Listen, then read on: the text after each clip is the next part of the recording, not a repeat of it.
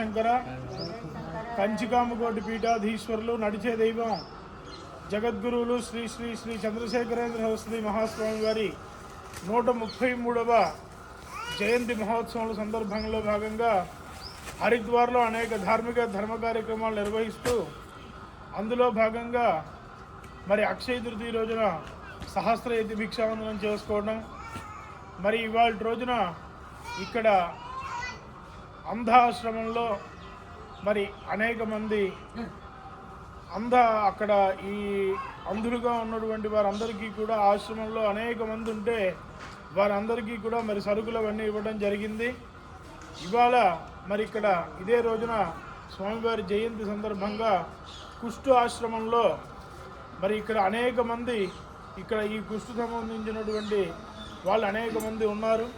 వాళ్ళందరికీ కూడా సరుకులు ఇవ్వాలి అని చెప్పి స్వామివారి జయంతి సందర్భంగా అనేక సంవత్సరాల నుంచి మరి ఇక్కడ ఈ ఆశ్రమానికి సేవ చేస్తూ అందులో భాగంగా ఇవాళ రోజున వాళ్ళందరికీ కూడా దుప్పట్లు, బియ్యం, అలాగే వాళ్ళకి నిత్యావసరంలో ఉపయోగించేటువంటి సమస్త వస్తువులన్నీ కూడా ఇవాళ నిర్ణయం చేయడం జరిగింది.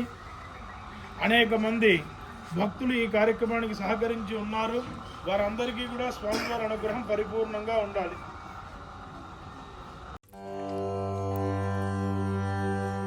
जय जय शंकरा हर हर शंकरा, जय जय शंकरा हर हर शंकरा, परमाचार्यं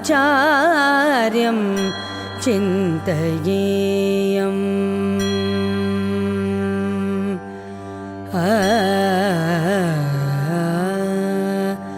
परमाचार्यं चिन्तयेयं, परमकृपानिधिं पावनचरितं, परमाचार्यं चिन्तयेयं, परमकृपानिधिं पावनचरितं, परमाचार्यं चिन्तयेयं,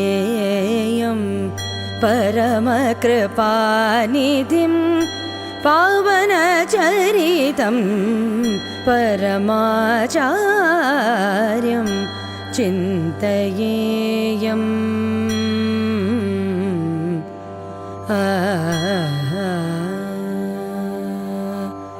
परमेश्वर पालितभुवनं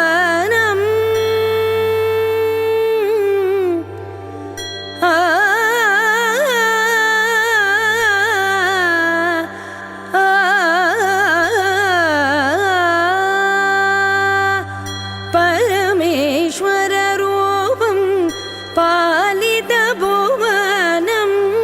नरदेहाशयं नतजनपालनं,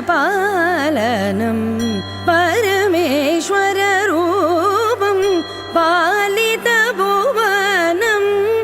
नरदेहाशयं नतजनपालनं,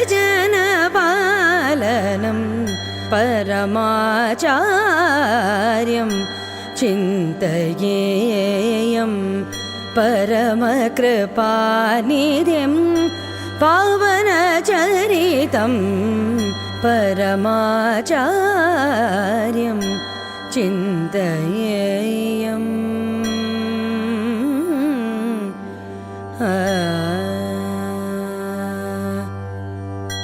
शंकरपीठ अलङ्कृतयतिवरं चन्द्रचूडमिव परमविराजितं, शंकरपीठ अलङ्कृतयतिवरं चन्द्रचूडमिव परमविराजितं, इन्द्र सरस्वती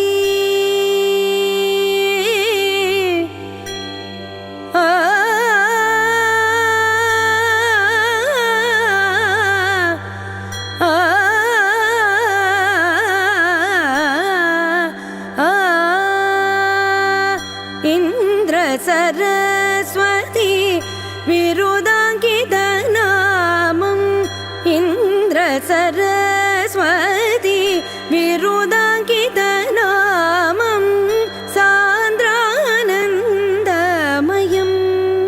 जगद्गुरुम् इन्द्र सरस्वती विरुदाङ्कितनामं सान्द्रानन्दमयं जगद्गुरुं परमाचार्यं चिन्तयेयं परमकृपानिधिं पावनचरितं परमाचार्यं चिन्तयेयम् परमाचार्यं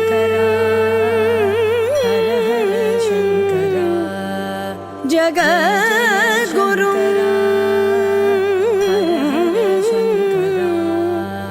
जगद्गुरुं